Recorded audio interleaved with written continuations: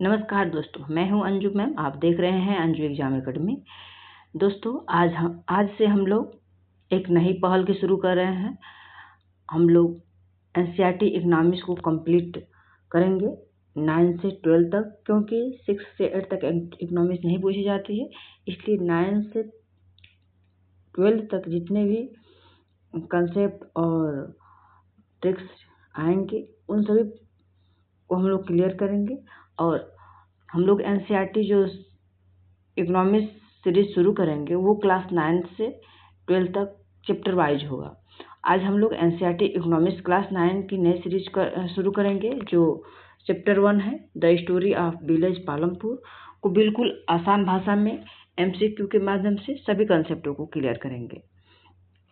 और ये भी समझेंगे कि UP TGT, PGT, GIC, DSSB, PPSC, TRE four और अन्य टीचिंग एग्जाम में किस प्रकार के प्रश्न बनते हैं और बने हैं, सभी को क्लियर करेंगे।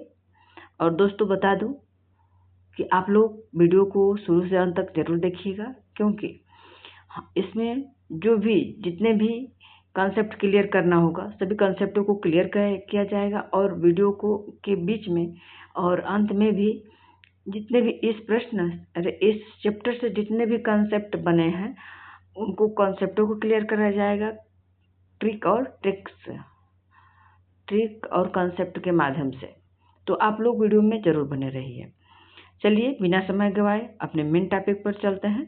दोस्तों, बता दूं एक बार आप लोगों को कि यदि चैनल पर आप नए हैं तो सब्सक्राइब कर लीजिएगा, वीडियो पसंद आया तो लाइक कर दीजिएगा और अपने दोस्तों में भी शेयर कर दीजिएगा, ताकि जिसके पास जिसकी ज़रूरत हो इस वीडियो को उसके पास पहुंच जाए। और साथ में बेल आइकन भी दबा लीजिएगा, ताकि सबसे पहले नोटिफिकेशन आपके यहाँ पहुँचे।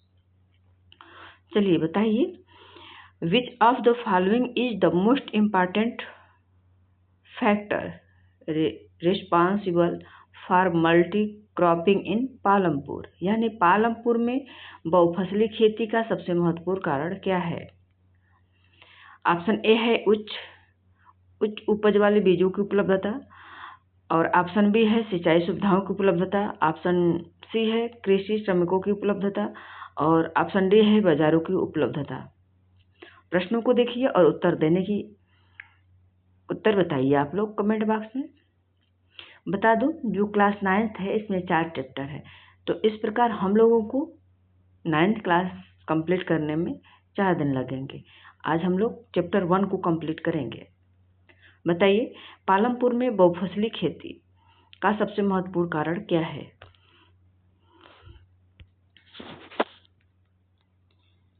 बताइए क्या है कारण?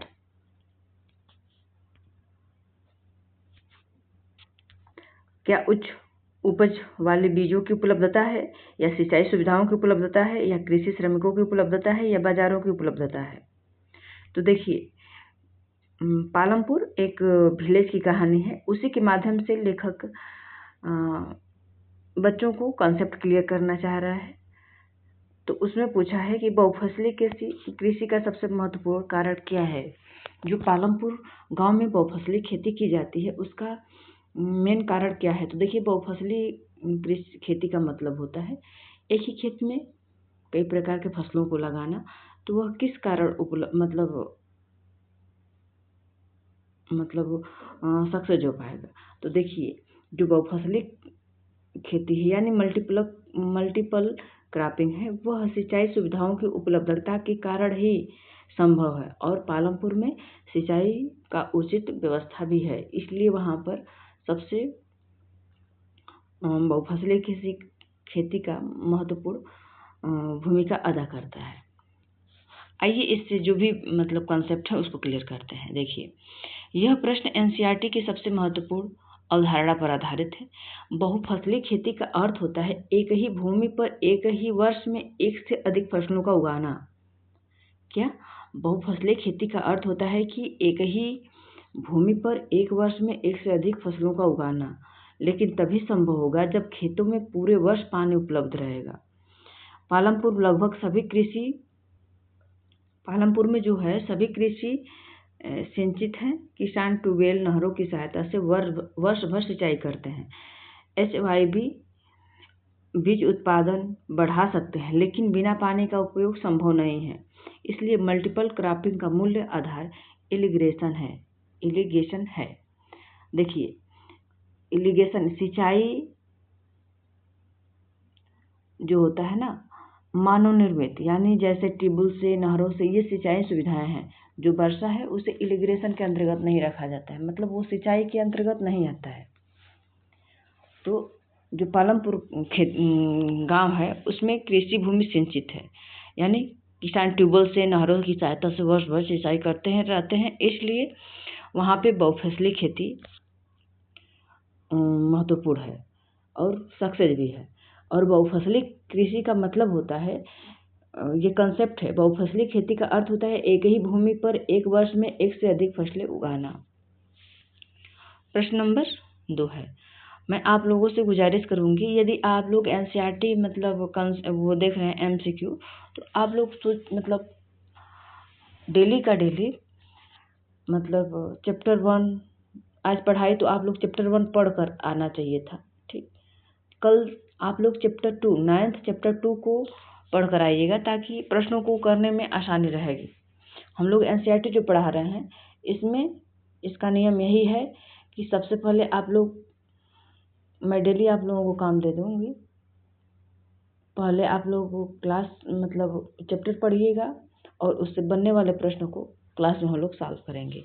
तो आज प्रश्न कर लीजिए, उसके बाद चैप्टर 1 पढ़ लीजिएगा और कोशिश करिएगा कि कल चैप्टर 2 भी पढ़ कर आइएगा, तो प्रश्नों को हल करने में सुविधा रहेगी। प्रश्न नंबर 2 है, आधुनिक कृषि विधियां कथन और कारण से है।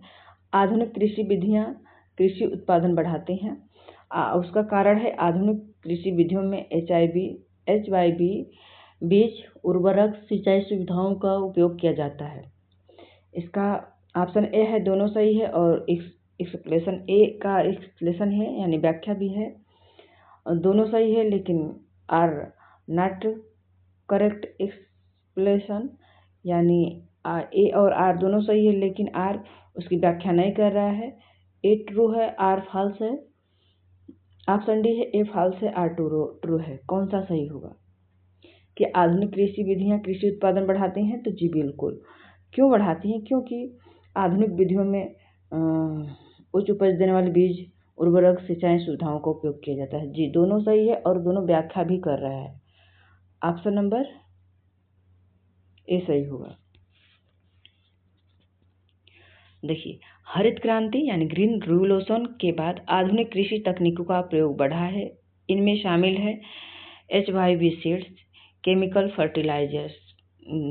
फर्टिलाइजर, पेस्टिसाइड, इरिगेशन, इन सभी के संयुक्त उपयोग के लिए प्रति हेक्टेयर उत्पादन में वृद्धि हुई है। अतः कथन और कारण दोनों सही है तथा कारण कथन की सही व्याख्या भी करता है। HYB का मतलब होता है उच्च उपज देने वाले बीज, और केमिकल फर्टिलाइजर का मतलब होता है रासायनिक उर्वरक, पेस्टिसाइड का मतलब होता है कीटनाशक, और इरिगेशन का मतलब होता है सिंचाई। प्रश्न नंबर 3 है, निम्नलिखित में से कौन से फिक्स्ड कैपिटल और वर्किंग कैपिटल में सही अंतर है? ऑप्शन ए है seeds, tractors, fertilisers, building, tractors, seeds, water, machine. ये बताइए कि कौन सी फिक्स्ड कैपिटल है और कौन सी वर्किंग कैपिटल है। ऑप्शन ए में दिया है सीड्स और ट्रैक्टर। क्या सीड्स फिक्स्ड कैपिटल है, ट्रैक्टर वर्किंग कैपिटल है, या फर्टिलाइजर फिक्स्ड कैपिटल है, बिल्डिंग वर्किंग कैपिटल है, या ट्रैक्टर फिक्स्ड कैपिटल है और सीड्स वर्किंग कैपिटल है, और वाटर फिक्स्ड कैपिटल है और मशीन वर्किंग कैपिटल है? कौन सा ऑप्शन सही होगा? इस प्रश्न के माध्यम से फिक्स्ड कैपिटल और वर्किंग कैपिटल में अंतर और उसकी समझ विकसित करना चाह रहा है ये प्रश्न। तो देखिए, जो ट्रैक्टर है ना, वह फिक्स्ड कैपिटल है और सीड्स वर्किंग कैपिटल है। फिक्स्ड कैपिटल मतलब होता है वह कुछ दिनों के लिए मतलब फिक्स्ड होता है, उस पर बार बार मतलब उसको नहीं लगाना पड़ता है, उसको बार बार नहीं खरीदना पड़ता है, तो उससे फिक्स्ड कैपिटल। ट्रैक्टर को एक बार खरीद लेंगे तो वो कई सालों तक काम में करता रहेगा। और वर्किंग कैपिटल का मतलब होता है उसका उपयोग बार बार किया जाता है, उसको बार बार मतलब उसको खरीदा जाता है और उपयोग किया जाता है, जैसे सीड्स हुआ, ये वर्किंग कैपिटल है। आइए इसको और अच्छे तरीके से कंसेप्ट को क्लियर करते हैं। एनसीईआरटी में फिजिकल कैपिटल दो भागों में बांटा गया है, यानी भौतिक पूंजी को दो भागों में बांटा गया है, फिक्स्ड कैपिटल और वर्किंग कैपिटल, जो कई वर्षों तक उपयोग किया जाता है, जैसे ट्रैक्टर, बिल्डिंग, मशीनरी, ये सब फिक्स्ड कैपिटल के अंतर्गत आएगा। जबकि वर्किंग कैपिटल जो उत्पादन प्रक्रियाओं में एक बार या कम समय में समाप्त हो जाती है। वर्किंग कैपिटल का मतलब होता है उत्पादन प्रक्रियाओं में एक बार या कम समय में समाप्त हो जाता है। जैसे सीड्स, उसका यूज एक बार किए समाप्त हो जाएगा। फर्टिलाइजर यानी उर्वरक का उपयोग एक बार किए समाप्त हो जाएगा। रॉ मटेरियल, कच्चा माल भी एक बार मतलब उपयोग करेंगे समाप्त हो जाएगा। कैश भी एक बार उपयोग करेंगे समाप्त हो जाएगा। तो ये क्या हो गया, वर्किंग कैपिटल। लेकिन जो ट्रैक्टर है जो कई वर्षों तक उपयोग किया जाएगा, बिल्डिंग है उसको भी एक बार बनवा देंगे तो कई साल उपयोग करेंगे, और मशीनरी भी है, मशीनरी पर एक बार खर्च करेंगे तो कई सालों तक लगातार काम करते रहेंगे उस पर। तो हमको आशा है कि आप लोगों को फिक्स्ड कैपिटल और वर्किंग कैपिटल में अंतर समझ में आ गया होगा। एनसीईआरटी में फिजिकल यानी भौतिक पूंजी को दो भागों में बांटा गया है, फिक्स्ड कैपिटल और वर्किंग कैपिटल। फिक्स्ड कैपिटल वो होता है जो कई वर्षों तक लगातार उपयोग किया जाता है, और वर्किंग कैपिटल वो होता है जो उत्पादन प्रक्रियाओं में बार बार कम समय में समाप्त हो जाता है। प्रश्न नंबर अगला है, पर्याप्त सिंचाई के बिना H/B बीजों का उपयोग किस परिणाम को जन्म दे सकते हैं? हाई प्रोडक्टिविटी को, लो प्रोडक्टिविटी को, मल्टीपल क्रॉपिंग को, इंक्रीज फार्म इनकम को। बताइए, पर्याप्त सिंचाई के बिना क्या जो उच्च उपज देने वाले बीज हैं का प्रयोग करेंगे और सिंचाई सुविधा नहीं है तो किस मतलब उसका परिणाम क्या होगा? क्या उसका उत्पादन उच्च होगा, उसका उत्पादन कम होगा, या मल्टीपल क्रॉपिंग होगा, या फर्म का इनकम बढ़ेगा? देखिए, उच्च उपज देने वाले बीज या कीटनाशक या उर्वरक तभी काम करेगा जब उसमें सिंचाई पर्याप्त मात्रा में उपलब्ध हो, वरना वह उसका इफेक्ट नेगेटिव ही पड़ेगा। तो क्या होगा, लो प्रोडक्टिविटी यानी कम उत्पादन संभव होगा, क्योंकि सिंचाई के बिना उच्च उत्पादन या हरित क्रांति संभव नहीं है। देखिए, H/B सीड्स यानी हाई यील्ड वैरायटी सीड्स यानी उच्च उपज देने वाले बीज को अधिक पानी, उर्वरक और देखभाल की आवश्यकता है। यदि पर्याप्त सिंचाई उपलब्ध नहीं होगा तो बीज अपनी क्षमता के अनुसार उत्पादन नहीं दे पाएगा, फसल खराब हो सकती है, लागत बढ़ेगी लेकिन उत्पादन नहीं बढ़ेगा। इसलिए H/B सीड्स की सफलता का आधार इरिगेशन है। इरिगेशन का मतलब होता है सिंचाई। हमको आशा है कि आप लोगों को समझ में आ गया होगा। यदि आप लोगों को समझ में नहीं आया होगा तो आप लोग जरूर कमेंट करिएगा, और ये भी बताइएगा कि क्या 2-3 कंसेप्ट अभी तक क्लियर की हूँ, क्या आप लोगों को क्लियर हो गया? जैसे पहला में बहुफसली कृषि था, और ऐसे करके मैं कई कंसेप्ट क्लियर की हूँ। क्या किसी भी कंसेप्ट में आप लोगों को कोई डाउट होगा तो ज़रूर क्लियर करिएगा। जिस प्रश्न में मतलब कॉन्सेप्ट क्लियर नहीं होगा उस प्रश्न का नाम मतलब क्वेश्चन नंबर इतना और नॉट क्लियर लिख करके आप लोग भेज दीजिएगा। मैं उसको दोबारा कोशिश करूँगी कि आप लोगों को समझाऊँ। ओके,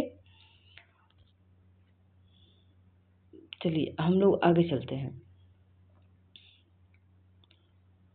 प्रश्न नंबर 5, बताइए, क्या कृषि में छिपी बेरोजगारी यानी डिसगाइज्ड अनएम्प्लॉयमेंट का सर्वश्रेष्ठ व्याख्या कौन सी है? मतलब जो कृषि में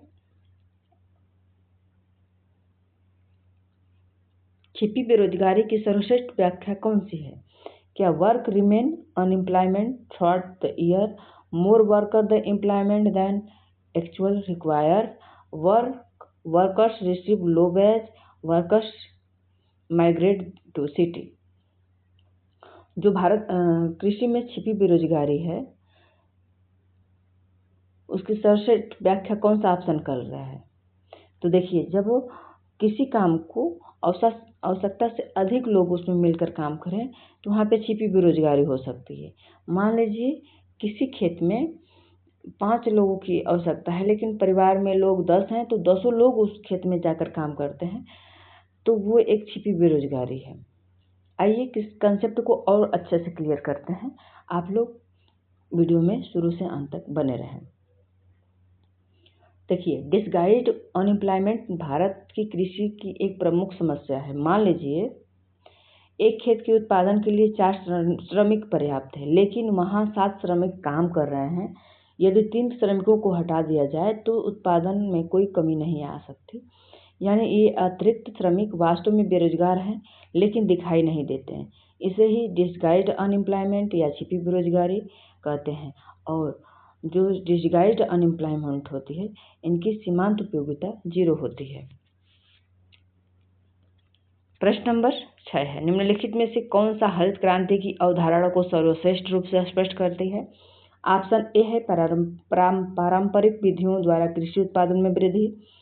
ऑप्शन बी है HYBs सिंचाई एवं उर्वरकों के माध्यम से कृषि उत्पादन में वृद्धि। ऑप्शन सी है वन क्षेत्र में वृद्धि। ऑप्शन डी है केवल जैविक खेती में वृद्धि। प्रश्न नंबर 6 का उत्तर कौन सा होगा? आप लोग इसका उत्तर बताइए। देखिए, जब जो हरित क्रांति है, ग्रीन रेवोल्यूशन की अवधारणा को स्पष्ट रूप से स्पष्ट करता है कि HYBs सिंचाई उर्वरकों के माध्यम से कृषि उत्पादन में वृद्धि करना। यानी कृषि में HYBs सिंचाई उर्वरकों और कीटनाशकों का प्रयोग करके उत्पादन को बढ़ाना होता है। देखिए, इसका व्याख्या है। हरित क्रांति का आरंभ 1960 के दशक में हुआ था। इसका मुख्य उद्देश्य खाद्यान्न का उत्पादन बढ़ाना था। और हरित क्रांति के जो मुख्य तत्व हैं, HYB सीड्स यानी उच्च उपज देने वाले बीज, इरिगेशन यानी सिंचाई, केमिकल फर्टिलाइजर यानी रासायनिक उर्वरक, पेस्टिसाइड यानी कीटनाशक, मॉडर्न मशीनरी यानी आधुनिक मशीनें। इन तकनीकों से संयुक्त प्रयोग से गेहूं चावल के उत्पादन में उल्लेखनीय वृद्धि हुई। प्रश्न नंबर 7 है, निम्नलिखित में से कौन सी पालमपुर की गैर कृषि गतिविधि है? ऑप्शन ए है गेहूं की खेती, बहुफसली खेती, डेयरी व्यवसाय और सिंचित खेती। निम्नलिखित में से पालमपुर की गैर कृषि गतिविधि क्या है, बताइए। देखिए, इस प्रश्न के माध्यम से मतलब जो आर्थिक गतिविधियां हैं, प्राथमिक, द्वितीय, तृतीय, इन गतिविधियों को समझाने का मकसद है। इस चैप्टर में जो आर्थिक गतिविधियां हैं उनको बताया गया है। तो देखिए, जो कृषि है, खेती है, गेहूं की खेती है, वह कृषि भी गतिविधि है, बहुफसली भी कृषि गतिविधि है, सिंचित खेती भी कृषि गतिविधि है। लेकिन जो डेयरी व्यवसाय है वो गैर कृषि गतिविधि के अंतर्गत आएगा। आइए इसे और अच्छे से क्लियर करते हैं। पालमपुर में कृषि के अतिरिक्त गैर कृषि गतिविधि भी की जाती है, जैसे dairy farming, small scale manufacturing, shopkeeper, transport service. ये सब जो हैं, ये सब मतलब गैर कृषि गतिविधि हैं। ये गैर कृषि विधि के अंतर्गत आएंगे। प्रश्न नंबर 8 है, निम्नलिखित में से कौन सी भूमि का सतत उपयोग को सर्वाधिक बढ़ावा देता है? क्या दिया है? निम्नलिखित में से कौन भूमि के सतत उपयोग को सर्वाधिक बढ़ावा देता है? ऑप्शन ए है रासायनिक उर्वरकों का अत्यधिक उपयोग। ऑप्शन बी है भूजल का अत्यधिक दोहन। ऑप्शन सी है प्राकृतिक संसाधनों का संतुलित उपयोग। ऑप्शन डी है लगातार एक ही फसल उगाना। प्रश्न नंबर 8 क्या होगा कि जो भूमि के सतत उपयोग को सर्वाधिक बढ़ावा कौन देता है? प्रश्न नंबर 8।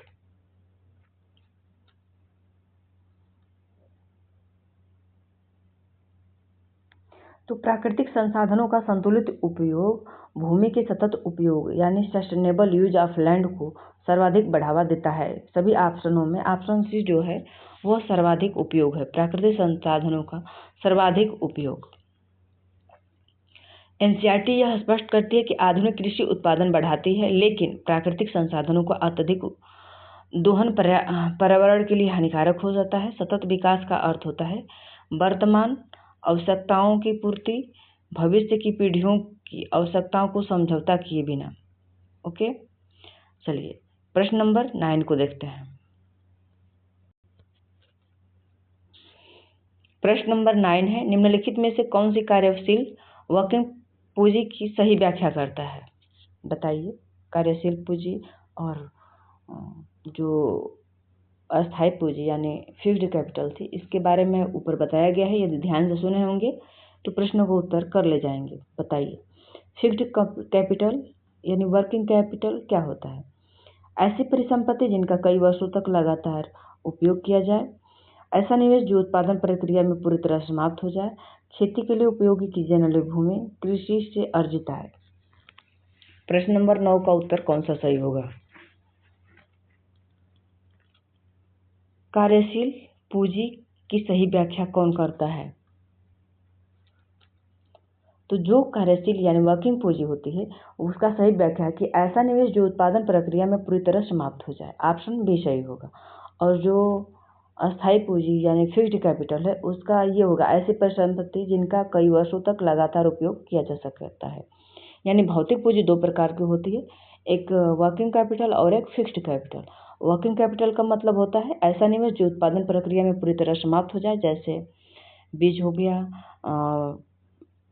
पूंजी हो गया, रॉ मटेरियल हो गया, या वर्किंग कैपिटल है। जबकि ऐसी परिसंपत्तियां जिनका कई वर्षों तक लगातार उपयोग किया जा सकता है, वो फिक्स्ड कैपिटल के अंतर्गत आएगी, जैसे ट्रैक्टर, मशीन, बिल्डिंग इत्यादि। तो क्या हो गया कार्यशील पूंजी? ऑप्शन बी, ऐसा निवेश जो उत्पादन प्रक्रिया में पूरी तरह समाप्त हो जाए, वैसे उसे वर्किंग कैपिटल कहा जाता है। वर्किंग कैपिटल में वे संसाधन होते हैं जिनका उत्पादन के दौरान पूरी तरह उपयोग किया जा सकता है, जैसे बीज, उर्वरक, कच्चा माल, नगद धन। इसके विपरीत ट्रैक्टर, मशीन, बिल्डिंग आदि फिक्स्ड कैपिटल के अंतर्गत आते हैं। प्रश्न नंबर 10 है, छोटे किसानों को प्रायः ऋण लेने की आवश्यकता क्यों पड़ती है? ऑप्शन ए है विलासिता वस्तुओं को खरीदने के लिए, खेती में खर्च एवं घरेलू आवश्यकताओं को पूरा करने के लिए, या आय कर चुकाने के लिए, या विदेशी वस्तुओं को खरीदने के लिए। बताइए। प्रश्न 10 पूछ रहा है कि छोटे किसानों को प्रायः ऋण लेने की आवश्यकता क्यों पड़ती है? तो देखिए, उनको ऋण लेने की आवश्यकता इसलिए पड़ती है कि खेती के खर्च हेतु घरेलू आवश्यकताओं को पूरा करने के लिए उन्हें ऋण लेने की आवश्यकता होती है। और जो छोटे किसानों के पास पर्याप्त बचत नहीं होती है, जिससे उन्हें बीज, उर्वरक, सिंचाई, मजदूरी आदि के लिए धन की आवश्यकता होती है, फसल कटने से पहले आय प्राप्त नहीं होती है, इसलिए वे बड़े किसान, व्यापारी, साहूकार से ऋण ले लेते हैं। कौन? छोटे किसान। और यह जो कॉन्सेप्ट है एनसीईआरटी का महत्वपूर्ण कॉन्सेप्ट है।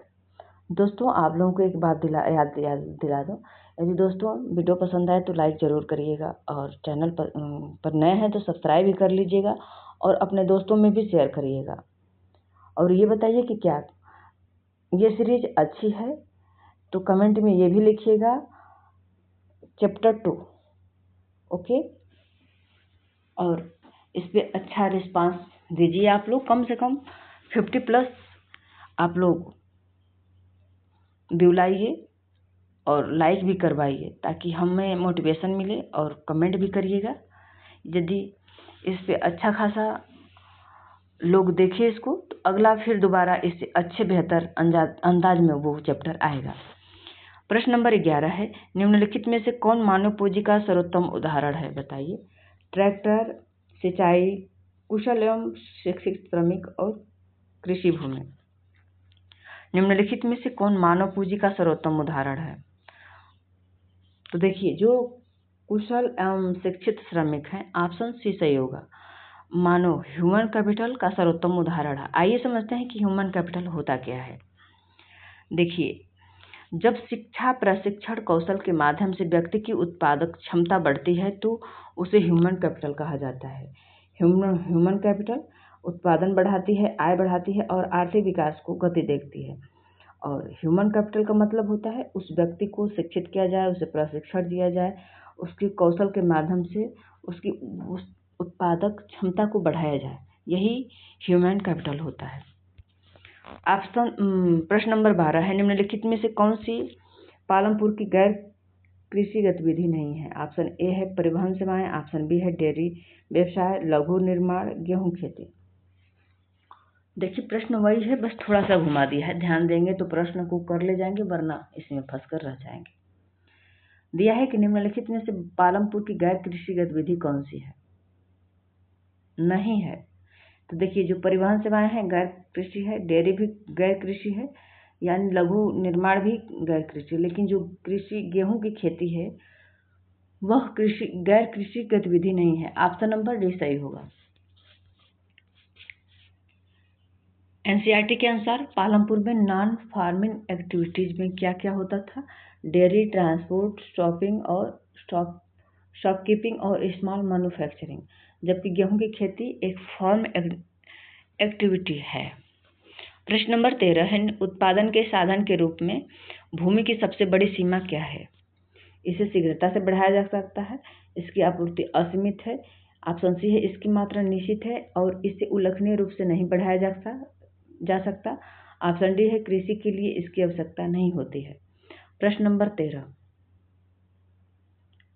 बताइए इसका उत्तर कौन सा सही होगा। प्रश्न दिया है उत्पादन के साधन के रूप में भूमि की सबसे बड़ी सीमा क्या है?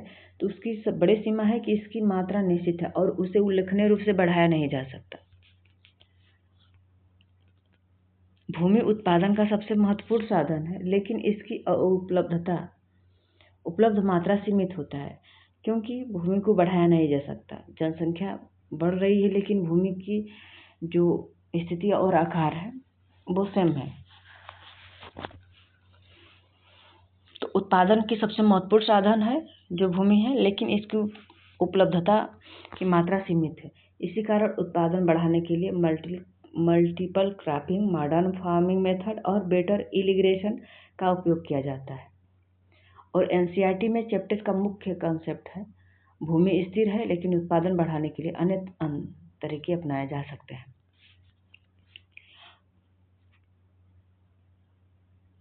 प्रश्न नंबर 14 है, बहुफसली खेती कथन और कारण से बहुफसली खेती कृषि उत्पादन को बढ़ाती है। ऑप्शन सी है, इसका कारण है एक ही भूमि पर एक वर्ष में एक से अधिक फसलें उगाई जाती हैं। कथन क्या दिया है, ध्यान से पढ़िए। बहुफसली खेती कृषि उत्पादन को बढ़ाती है और एक ही भूमि पर एक वर्ष में एक से अधिक फसलें उगाई जाती है। ऑप्शन ए दिया है दोनों सही है और आर ए की सही व्याख्या है। दोनों सही है, व्याख्या नहीं है। ए सही है, आर गलत है, और ए गलत है, आर सही है। बताइए उत्तर कौन सा सही होगा। प्रश्न नंबर 14, देखिए बहुफसली खेती कृषि को उत्पादन बढ़ाती है, ये बिल्कुल करेक्ट एक स्टेटमेंट है। क्यों बढ़ाती है? क्योंकि इसका कारण यही है कि एक ही भूमि पर एक वर्ष में एक से अधिक फसलें उगाई जाती हैं। प्रश्न नंबर 14 का ऑप्शन नंबर ए सही है, दोनों सही भी है और व्याख्या भी है। बहुफसली खेती में क्या होता है कि एक ही वर्ष में एक ही भूमि पर एक से अधिक फसलें उगाई जाती हैं और इसे ही बहुफसली कृषि कहा जाता है। और जब ऐसी व्यवस्था होगी तो जो बहुफसली खेती है कृषि उत्पादन को बढ़ा देती है। देखिए मल्टीपल क्रॉपिंग का अर्थ होता है एक ही खेत में एक ही वर्ष पर दो या अधिक फसलें उगाना। जब एक ही भूमि पर बार बार उपयोग किया जाता है कुल उत्पादन बढ़ जाता है, इसलिए कथन और कारण दोनों सही है और व्याख्या भी सही है। प्रश्न नंबर 15 है, निम्नलिखित में से कौन सा समूह भौतिक पूंजी का सही रूप दर्शाता है? भौतिक पूंजी, फिजिकल कैपिटल, भूमि और श्रम, ट्रैक्टर, भवन, औजार, शिक्षण और कौशल, किसान एवं उद्यमी। प्रश्न नंबर 15, देखिए भौतिक पूंजी को दो भागों में बांटा गया था, एक फिक्स्ड कैपिटल और वर्किंग कैपिटल। यहाँ पे फिक्स्ड कैपिटल वर्किंग कैपिटल ना पूछ करके भौतिक पूंजी यानी फिजिकल कैपिटल पूछ रहा है। तो देखिए जो ट्रैक्टर है, भवन है, औजार है, ये सब क्या है? फिजिकल कैपिटल है, यानी भौतिक पूंजी के उदाहरण है। प्रश्न नंबर 15 का ऑप्शन नंबर बी सही होगा। जो फिजिकल कैपिटल है उन मानव निर्मित साधनों को कहते हैं जो उत्पादन में सहायता करते हैं।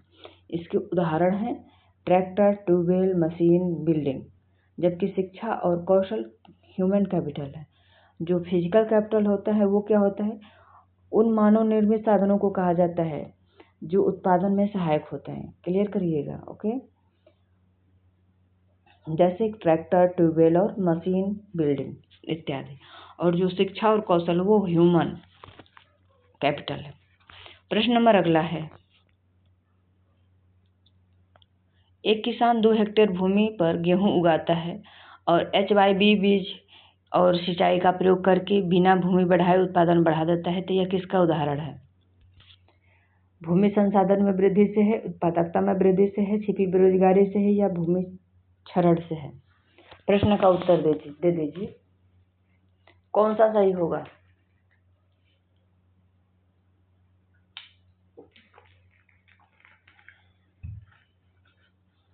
प्रश्न नंबर 16, तो किसान 2 हेक्टेयर भूमि पर गेहूं उगाता है और उच्च उत्पादकता वाली बीज का प्रयोग करता है, सिंचाई का प्रयोग करता है और बिना भूमि बढ़ाए उत्पादन बढ़ाता है, तो यह किसका उदाहरण है? क्या भूमि संसाधन में वृद्धि से उदाहरण है, क्या उत्पादन में वृद्धि या छिपी बेरोजगारी या भूमि क्षरण? तो देखिए ये उदाहरण है कृषि उत्पादकता में वृद्धि से। ऑप्शन बी सही होगा। आइए और इस प्रश्न को क्लियर करते हैं, कंसेप्ट को। जब समान भूमि में अधिक उत्पादन प्राप्त किया जाता है तो उसे प्रोडक्टिविटी इंक्रीज कहते हैं। यह आधुनिक तकनीकों का मुख्य उद्देश्य होता है और हरित क्रांति के बाद भारत में यही परिवर्तन देखने को मिला है। प्रश्न नंबर 17 है, पालमपुर में छोटे किसानों के संबंध में निम्नलिखित में से कौन सा कथन सही है? ऑप्शन ए है उनके पास पूरे वर्ष अधिशेष आय प्राप्त हो जाती है। ऑप्शन बी है वे खेती के लिए प्राय उधार लिए गए धन पर निर्भर रहते हैं। ऑप्शन सी है उनके पास गांव में अधिकांश भूमि है। ऑप्शन डी है वे आधुनिक कृषि गतिविधियों का उपयोग नहीं करते हैं। प्रश्न नंबर 17 का उत्तर कौन सा सही है? प्रश्न को ध्यान से पढ़िए, उत्तर देने की कोशिश करिए। प्रश्न है, पालमपुर में छोटे किसानों के संबंध में निम्नलिखित में से कौन सा कथन सही है? तो देखिए, वे जो छोटे किसान होते हैं वे कृषि के लिए प्राय उधार लिए गए धन पर निर्भर रहते हैं, क्योंकि उन्हें पर्याप्त पूंजी नहीं मिल पाती ताकि वो अपना सही ढंग से खेती कर सकें। NCERT के अनुसार छोटे किसानों के पास भूमि सीमित होती है, उन्हें बीज, उर्वरक और सिंचाई के लिए पूंजी की आवश्यकता पड़ती है। पर्याप्त बचत न होने के कारण वे ऋण लेते हैं। यही कारण है कि छोटे किसान अक्सर कर्ज के बोझ में फंस जाते हैं। प्रश्न नंबर 18 है, निम्नलिखित में से कौन सा सतत कृषि की अवधारणा को सबसे बेहतर स्पष्ट करता है? ऑप्शन ए है पर्यावरणीय क्षति के परवाह किए बिना उत्पादन अधिकतम करना। ऑप्शन बी है प्राकृतिक संसाधनों का इस प्रकार उपयोग करना कि भविष्य की पीढ़ियां भी लाभ उठा सकें। ऑप्शन सी है केवल रासायनिक उर्वरकों का प्रयोग। ऑप्शन डी है हर वर्ष केवल एक फसल उगाना। प्रश्न नंबर 18 का उत्तर कौन सा सही होगा, बताइए। तो देखिए, जो सस्टेनेबल फार्मिंग की अवधारणा है को सबसे बेहतर ढंग से प्रस्तुत करने का कार्य ऑप्शन बी कर रहा है, क्योंकि प्राकृतिक संसाधनों को इस प्रकार उपयोग करने के लिए भविष्य की पीढ़ियों भी इस प्रकार उपयोग करना है कि भविष्य की पीढ़ियां भी लाभ उठा सकते। ऑप्शन बी सही होगा। आइए और कंसेप्ट को क्लियर करते हैं। जो NCERT है, NCERT में आधुनिक कृषि के दुष्प्रभावों का उल्लेख किया गया है। किसका? आधुनिक दुष्प्रभावों का। और भूजल का अत्यधिक दोहन, रासायनिक उर्वरकों का अधिक उपयोग और भूमि की उर्वरता में कमी भविष्य के लिए खतरा है। तो सस्टेनेबल फार्मिंग का उद्देश्य होता है कि वर्तमान उत्पादन क्षमता बनाए रखना, पर्यावरण संरक्षण करना और भविष्य की पीढ़ियों के लिए संसाधन सुरक्षित रखना। ये इसका मुख्य उद्देश्य है। प्रश्न नंबर 19 है, कथन 1 और कथन 2। कथन 1 बोल रहा है कि भूमि एक प्राकृतिक संसाधन है। उसका कथन 2 बोल रहा है कि खेती के अंतर्गत भूमि के क्षेत्रफल को असीमित रूप से बढ़ाया जा सकता है। बताइए क्या दोनों सही हैं, दोनों असत्य हैं? एक कथन सत्य है और कथन 2 असत्य है। ऑप्शन डी दिया है एक कथन असत्य है और कथन 2 सत्य है। बताइए कौन सा उत्तर सही होगा। प्रश्न को ध्यान से देखिए। क्या भूमि एक प्राकृतिक संसाधन है? तो जी बिल्कुल। क्या खेती के अंतर्गत जो भूमि के क्षेत्रफल को असीमित रूप से बढ़ाया जा सकता है? जी नहीं। तो क्या हुआ? ए सही है और बी गलत है। प्रश्न नंबर 19, तो ए सही है और आर असत्य है। देखिए, भूमि वास्तव में एक प्राकृतिक संसाधन है, लेकिन इसकी मात्रा सीमित होती है। एनसीईआरटी के अनुसार खेती योग्य भूमि को बहुत अधिक नहीं बढ़ाया जा सकता, इसलिए उत्पादन बढ़ाने के लिए आधुनिक तकनीकी और बहुफसली कृषि का उपयोग किया जाता है। एक बार आप लोग बताइएगा कि बहुफसली कृषि होता क्या है, एक बार जरूर बताइएगा। प्रश्न नंबर 20, निम्नलिखित में से कौन सी कृषि के आधुनिकीकरण का सबसे उपयुक्त संकेतक है? क्या दिया है? निम्नलिखित में से कौन कृषि के आधुनिकीकरण का सबसे उपयुक्त संकेतक है? हल चलाने के लिए बैलों का उपयोग, ऑप्शन बी है मानसून वर्षा पर निर्भरता, ऑप्शन सी है HYB बीज ट्रैक्टर सिंचाई का उपयोग, ऑप्शन डी है केवल पारंपरिक किस्मों का उपयोग। प्रश्नों को ध्यान से पढ़िए, ऑप्शन को देखिए, उत्तर देने की कोशिश करिए। निम्नलिखित में से कौन से कृषि के आधुनिकीकरण का सबसे उपयुक्त संकेतक है? तो जी ऑप्शन सी सही होगा। मतलब उच्च उपज देने वाले बीज का प्रयोग, ट्रैक्टर सिंचाई का उपयोग, ये सब आधुनिक कृषि के आधुनिकीकरण का सबसे उपयुक्त सूचक है। आइए देखते हैं ये आधुनिक कृषि की पहचान हम लोग कैसे कर सकते हैं। जैसे HYB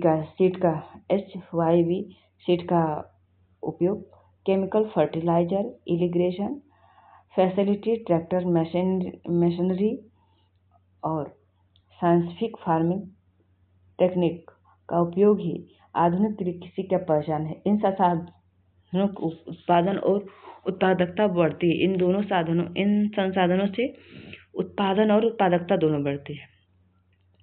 प्रश्न नंबर 20 है, मिलान कीजिए। List 1, list 2, fixed capital, working capital, human capital और multiple cropping, seeds, tractor, education, more than one crop, one same land. बताइए क्या फिक्स्ड कैपिटल कौन सा होगा, वर्किंग कैपिटल कौन सा होगा, ह्यूमन कैपिटल कौन सा होगा और मल्टीपल क्रॉपिंग कौन सा होगा? बताइए। देखिए, फिक्स्ड कैपिटल में क्या होगा? ट्रैक्टर, तो पहला का 2, वर्किंग कैपिटल में सीड्स, ह्यूमन कैपिटल में एजुकेशन और मल्टीपल क्रॉपिंग में मोर than one cropping, one same land, 4। 2, 1, 3, 4 कौन सा ऑप्शन सही होगा? ऑप्शन यहाँ पे है 2, 1, 3, 4, ऑप्शन ए सही होगा। देखिए, फिक्स्ड कैपिटल ट्रैक्टर होगा, वर्किंग कैपिटल सेट्स होगा, ह्यूमन कैपिटल एजुकेशन होगा, मल्टीपल क्रॉपिंग सेम लैंड पर मोर than one cropping. Fixed capital का मतलब एक बार खरीदने पर कई वर्षों तक लगातार उसका उपयोग करना। वर्किंग कैपिटल का मतलब जब उत्पादन हो उसका, मतलब जब उत्पादन होते होते वर्किंग कैपिटल समाप्त हो जाती है। ह्यूमन कैपिटल में जैसे मानव पूंजी को बढ़ाना, जैसे उसकी स्वास्थ्य सुविधाओं का ध्यान देकर, शिक्षा, स्किल्ड डेवलप करके। और मोर क्रॉपिंग का मतलब होता है सेम लैंड, मतलब एक ही भूमि पर एक वर्ष में अधिक फसलों को उगाना। प्रश्न नंबर 22, निम्नलिखित में से कौन सा गैर कृषि उत्पादन विधि का सर्वोत्तम उदाहरण है? गैर कृषि उत्पादन विधि का सर्वोत्तम उदाहरण है। ऑप्शन ए है गेहूं की खेती, ऑप्शन बी है आलू की खेती, ऑप्शन सी है दुग्ध उत्पादन, ऑप्शन डी है गन्ना उत्पादन। कौन सा होगा गैर कृषि का उदाहरण? देखिए, गेहूं की खेती कृषि से है, आलू की खेती भी कृषि से है और गन्ना का उत्पादन भी कृषि से, लेकिन जो दूध उत्पादन है ये गैर कृषि उत्पादन कार्य में आएगा। इसमें क्या होता है? इसमें dairy farming, transport, shopkeeping, small manufacturing गैर कृषि गतिविधि के अंतर्गत इसे रखा गया है। और ये जो गतिविधि हैं ग्रामीण अर्थव्यवस्था के लिए आय के अतिरिक्त स्रोत का प्रदान करते हैं। प्रश्न नंबर 23 है, ग्रामीण क्षेत्रों में छिपी बेरोजगारी को कम करने के लिए निम्नलिखित में से कौन सा उपयोग सबसे प्रभावी होगा?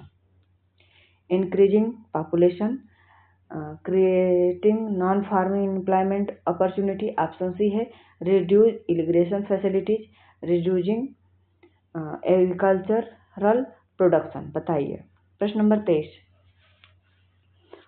23 क्या कह रहा है कि ग्रामीण क्षेत्रों में छिपी बेरोजगारी को कम करने के लिए निम्नलिखित में से कौन सा उद्योग सबसे प्रभावी है। प्रश्न नंबर 23 तो होगा option B, creating non farming employment opportunity, मतलब जो गैर कृषि कार्य है उसको अवसर, मतलब उसको बढ़ावा देना ही एक प्रभावी उपाय है। जैसे ग्रामीण क्षेत्रों में कई लोग कृषि की आवश्यकता से अधिक कार्यरत होते हैं, मतलब ग्रामीण में कई लोग कृषि में आवश्यकता से अधिक कार्यरत होते हैं, जिसे छिपी बेरोजगारी कहा जाता है। यदि लघु उद्योग, डेयरी, परिवहन, स्वरोजगार के अवसर बढ़ाए जाएंगे तो अतिरिक्त श्रमिक को रोजगार मिल जाएगा और आवश्यकता से अधिक जो श्रमिक होंगे वो उस तरफ शिफ्ट हो जाएंगे। ओके। प्रश्न नंबर 24 है, उत्पादन के लिए किस साधन को मजदूरी से प्राप्त होती है, यानी उत्पादन के किस साधन को मजदूरी प्राप्त होती है? क्या भूमि को, श्रम को, पूंजी को, उद्यमी को? प्रश्न नंबर 24 देखिए, भूमि को रेंट प्राप्त होता है और पूंजी को इंटरेस्ट प्राप्त होता है, उद्यमी को लाभ प्राप्त होता है, लेकिन जो श्रमिक होता है उसे मजदूरी यानी वेज प्राप्त होता है। ऑप्शन नंबर बी सही होगा।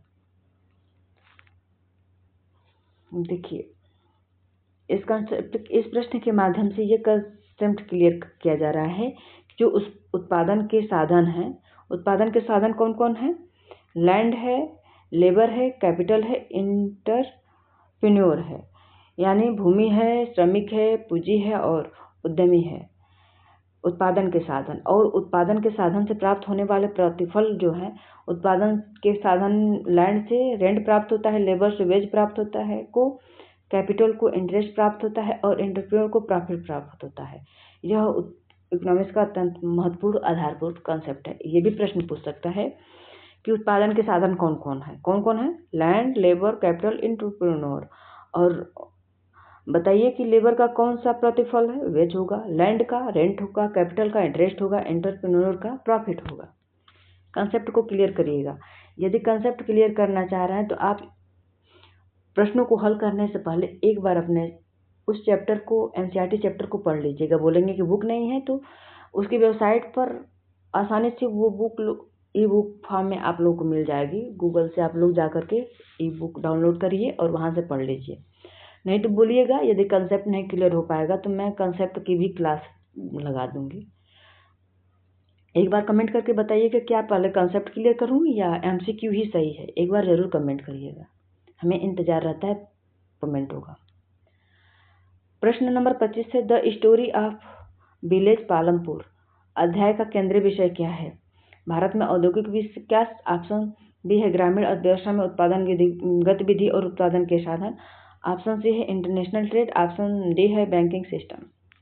जो स्टोरी ऑफ विलेज पालमपुर है, अध्ययन का केंद्रीय विषय क्या है? प्रश्न नंबर 25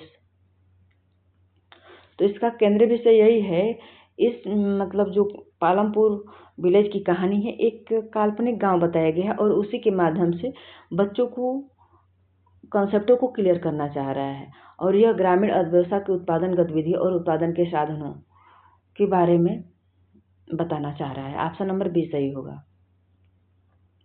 इस अध्याय का मुख्य उद्देश्य है कि छात्रों को यह समझाना है कि उत्पादन कैसे होता है, उत्पादन के साधन कौन कौन है, ग्रामीण अर्थव्यवस्था कैसे कार्य करती है, कृषि एवं गैर कृषि गतिविधियों का मुख्य भूमिका क्या है। और यही जो है ना चारों, यही चैप्टर 1 की मूल अवधारणा है कि उत्पादन कैसे किया जाता है, उत्पादन के साधन कौन कौन है बताइएगा आप लोग, ग्रामीण क्षेत्रों में उत्पादन कैसे किया जाता है और कृषि और गैर कृषि गतिविधि की क्या भूमिका है। तो देखिए, जो उत्पादन कैसे होता है, उत्पादन के साधन भूमि, श्रम, पूंजी, साहसी, ये सब बताए थे वही है। और कृषि में कृषि से संबंधित जो मतलब कार्य है वो होगा, और गैर कृषि में डेयरी फार्मिंग और ट्रांसपोर्ट का और जो दुकान है वो अन्य जो कार्य है ये नॉन फार्मिंग के अंतर्गत आता है।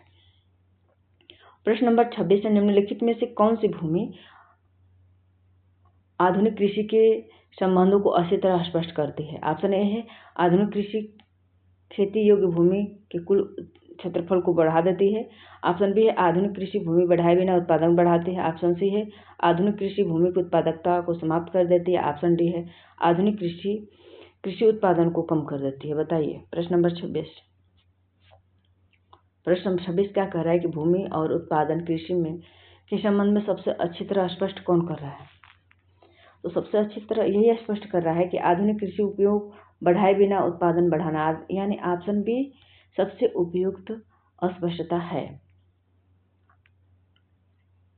देखिए एनसीईआरटी का मुख्य उद्देश्य या संदेश यह है कि भूमि सीमित है लेकिन उत्पादक बढ़ाने का सबसे आधुनिक कृषि तकनीकी जैसे उच्च किस्म के बीजों का प्रयोग, सिंचाई का प्रयोग, उर्वरकों का प्रयोग और मशीनों का प्रयोग जो समान भूमि अधिक उत्पादन प्राप्त करने में सहायता करते हैं। प्रश्न नंबर 27 है एक किसान अपनी बचत से अगली फसल के लिए बीज उर्वरक खरीदता है, ये व्यय किस श्रेणी में आएगा? क्या दिया है? एक किसान अपनी बचत से अगली फसल के लिए बीज उर्वरक खरीदता है, ये व्यय किसका मतलब श्रेणी में आएगा? जो पैसा व्यय हो रहा है ये किस श्रेणी में आएगा? स्थिर पूंजी के, मानव पूंजी के, कार्यशील या प्राकृतिक पूंजी के? प्रश्न नंबर 27 तो ये कार्यशील पूंजी के अंतर्गत आएगा। जो व्यय कर रहा है वो पैसा खत्म हो जाएगा। जो बचत है अगली फसल के लिए बीज और उर्वरक खरीदेगा तो वो खत्म हो जाएगा, तो वो कार्यशील पूंजी के अंतर्गत आएगा। ऑप्शन नंबर सी सही है, 27 का सी। कार्यशील पूंजी बीज और उर्वरक उत्पादन प्रक्रिया में पूरी तरह समाप्त हो जाते हैं, इसे बार बार कई वर्षों तक उपयोग नहीं किया जा सकता, इसलिए इसे वर्किंग कैपिटल के अंतर्गत रखा जाता है। प्रश्न नंबर 28 है निम्नलिखित में से कौन सी स्थिति ग्रामीण ऋणग्रस्तता को सबसे अधिक बढ़ावा देती है? यानी जो ग्रामीण ग्रस्तता है सबसे अधिक बढ़ावा कौन देती है? उच्च कृषि उत्पादकता, पर्याप्त सिंचाई सुविधाएं या उच्च ब्याज दर पर अनौपचारिक ऋण स्रोतों का निर्भरता या किसान की आय में वृद्धि।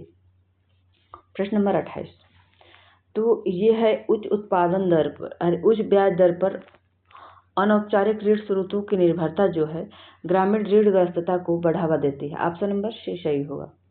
यानी जब छोटे किसान अक्सर साहूकार या व्यापारियों से उच्च ब्याज दर पर ऋण लेते हैं, यदि फसल खराब हो जाए तो आय कम हो जाती है और ऋण चुकाने में कठिन हो जाता है। यह ग्रामीण ऋणग्रस्तता का प्रमुख उदाहरण है। अगला प्रश्न है प्रश्न नंबर 29 है निम्नलिखित में से कौन सी कार्यशील पूंजी है? मानव पूंजी निर्माण है। प्रश्नों को ध्यान से पढ़िए। निम्नलिखित में से कौन सा मानव पूंजी निर्माण यानी ह्यूमन कैपिटल फार्मिंग का सर्वोत्तम उदाहरण है? गोदाम का निर्माण से मानव पूंजी का निर्माण होगा, ट्रैक्टर खरीदने से होगा, या शिक्षा एवं कौशल पर निवेश करने से होगा, या कृषि भूमि विस्तार करने से मानव पूंजी का निर्माण होगा? बताइए। देखिए जो मानव पूंजी निर्माण है मतलब मानव को कैसे मानव पूंजी में कन्वर्ट करेंगे, तो देखिए मानव पर शिक्षा पर व्यय करेंगे, कौशल पे, उसे स्वास्थ्य पे उसका ध्यान देंगे तो मानव पूंजी का निर्माण होगा। तो शिक्षा और कौशल ऑप्शन सी सही होगा। ह्यूमन कैपिटल फार्मिंग का अर्थ होता है व्यक्तियों की उत्पादक क्षमता को बढ़ाना, जो निम्न माध्यमों से बढ़ाया जा सकता है, जैसे एजुकेशन देकर, ट्रेनिंग देकर, स्किल डेवलप करके, हेल्थ इम्प्रूवमेंट करके, जिससे अधिक श्रमिक कुशल बनते हैं और उत्पादन बढ़ता है। ये रहा आज का अंतिम प्रश्न। पालमपुर की अर्थव्यवस्था के अध्ययन से निम्नलिखित में से कौन सा निष्कर्ष निकाला जा सकता है? अभी जाइएगा नहीं, क्योंकि अभी हमको कॉन्सेप्ट क्लियर करना है कि इस चैप्टर में क्या क्या कॉन्सेप्ट है और उन कॉन्सेप्टों को क्लियर करेंगे प्रश्नों के माध्यम से, अब ट्रिक के माध्यम से शॉर्ट फॉर्म में क्लियर करेंगे। इसलिए वीडियो को स्किप नहीं करिएगा, बाकी मर्जी आपकी। देखिए पालमपुर की अर्थव्यवस्था के अध्ययन निम्नलिखित में से कौन सा निष्कर्ष निकाला जा सकता है? ऑप्शन ए है ग्रामीण विकास के लिए केवल कृषि पर्याप्त है। ऑप्शन बी है ग्रामीण आय सृजन गैर कृषि गतिविधियों का उपयोग की कोई भूमिका नहीं होती है। ऑप्शन सी है गैर एवं कृषि दोनों गतिविधियों का उपयोग ग्रामीण विकास एवं रोजगार में योगदान देता है। ऑप्शन डी है ग्रामीण विकास केवल सरकारी व्यय पर निर्भर करता है। प्रश्न नंबर 3 का उत्तर कौन सा सही होगा? तो देखिए जो पालमपुर की अर्थव्यवस्था में अध्ययन में निम्नलिखित में से कौन निष्कर्ष निकाला जाता है, तो इसमें यही निष्कर्ष निकाला जा सकता है कृषि एवं गैर कृषि दोनों गतिविधियों ग्रामीण विकास एवं रोजगार में योगदान देते हैं। ऑप्शन नंबर सी सही होगा। एनसीईआरटी के अनुसार ग्रामीण अर्थव्यवस्था केवल कृषि निर्भर नहीं होती। डेयरी, परिवहन, दुकानदारी, घर, लघु उद्योग, गैर कृषि गतिविधियां भी होती हैं, जिससे रोजगार बढ़ती है, आय बढ़ती है और ग्रामीण विकास को गति देती हैं। यही चैप्टर 1 का निष्कर्ष है। आइए थोड़ा हम लोग मास्टर डिवीजन फार्मूला के माध्यम से समझ लेते हैं। देखिए, प्रोडक्शन किससे संबंधित है? भूमि से, श्रमिक से, पूंजी से और उद्यमी से।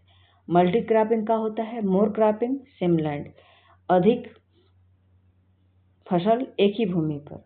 मॉडर्न मतलब आधुनिक फार्मिंग क्या है?